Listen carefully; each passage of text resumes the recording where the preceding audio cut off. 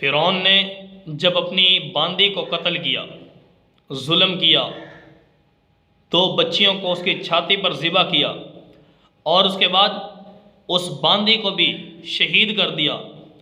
ٹھیک ہے۔ تو جب یہ حالات اس کی بیوی نے دیکھے تو بیوی سے رہا نہ گیا۔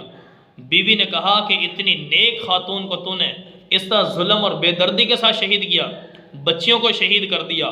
تو اس ظالم کو پتہ چلا کہ لگتا ہے کہ تو بھی اسی رب پر کلمہ پڑھ چکی ہے، ایمان لا چکی ہے۔ تو بیوی نے بھی کہا ڈٹ کر کہ فرعون تو جو چاہے کر لے، میں اس رب پر ایمان لا چکی ہوں۔ موسیٰ علیہ السلام کا کلمہ پڑھ چکی ہے، تو گویا اب یاد رکھیں کہ نبی اکرم صلی اللہ علیہ وسلم نے جو ہمیں سمجھایا، بتایا، وہ سارے واقعات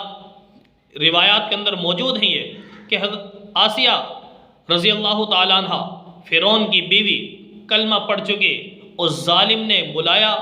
سمجھایا، ساری رشوتیں دیں، ٹھیک ہے، کہا کہ جو چاہے جس چیز کا حکم کرے گی سب کچھ کر کے دوں گا، حتیٰ کہ اس کی فیملی کو بلایا اور کہا کہ بھئی اس کو سمجھاؤ، یہ مجھے خدا نہیں مانتی، میں نے اس کو قتل کر دینا ہے۔ تو ماں باپ بھی آئے، بہن بھائی جو برادری والے آئے، سب نے سمجھایا۔ اس عورت نے کہا کہ میں کلمہ پڑھ چکی ہوں، اپنے رب سے بغاوت نہیں کر سکتی، فرعون جو چاہے کر لے۔ حتیٰ کہ کہا کہ اگر یہ مجھے ایسا ایک ایسی کوئی چیز بنا دے کہ اس کے ایک طرف سورج ہو،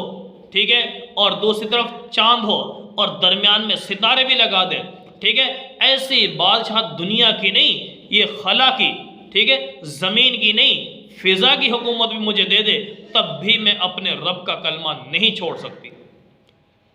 تو اندازہ لگاؤ کہ نبی اکرم صلی اللہ علیہ وسلم نے جو ہمیں سمجھایا، بتایا کہ اس آسیہ نامی عورت نے کس طرح اپنے رب کے ساتھ وفاداری کا اظہار کیا، کلمہ پڑھ لیا۔ تو میرے مسلمان بھائی، جب اس عورت کے ساتھ بھی ظلم کیا جانے لگا،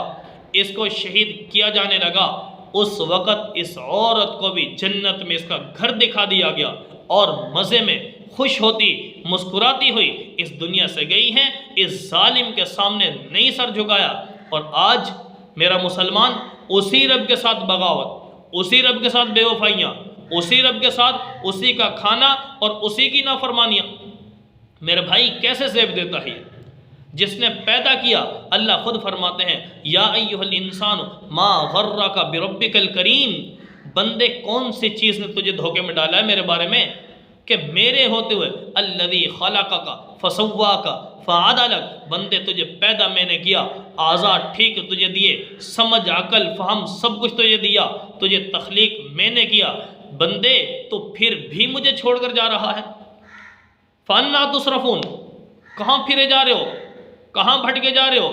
مجھے رب کو چھوڑ کے کون سی چیز درمیان میں آڑ آ گئی؟ تو اس سے میرا رب ہم سے خطاب کر رہا ہے، بلا رہا ہے کہ لوگوں آجو اس رب سے صلح کر لو۔ یہ واقعات اللہ فرماتے فَاعْتَبِرُوا يَا أُولِي الْأَبْصَارِ، لوگوں یہ واقعات پہلی امتوں کے، ان سے عبرت حاصل کرو، کیسے اپنی زندگیوں کو بچایا، کیسے ایمان کو بچایا۔ ظاہری خطرہ، خوف جو ہمیں نظر آتا ہے، اس چیز کو ہم نے برداشت انہوں نے کر لیا اور ہمیں قربانیاں دے کر اپنی جانوں کے نذرانے پیش کر کے جاتے ہوئے ہمیں بتا گئے کہ دیکھو ایمان کے مقابلے میں کوئی چیز قابل قبول نہیں، دنیا کی کوئی عیش و عشرت قبول نہیں۔ میرے بھائی دوستو، آج ہم بھی اسی رب کا کلمہ پڑھتے ہیں، ہم تو مسلمان ہیں، تب بھی اپنے ایمان پہ ثابت قدمی کیوں نہیں دکھاتے؟ ہم آؤ اپنے رب سے صلح کیجئے، نبی اکرم صلی اللہ علیہ وسلم کی غلامی کا توق میرے بھائیوں گلے میں ڈال لو، اس کے بغیر چھٹکارا نہیں، گزارا نہیں، جنت بھی اسی کے ذریعے سے ملے گی۔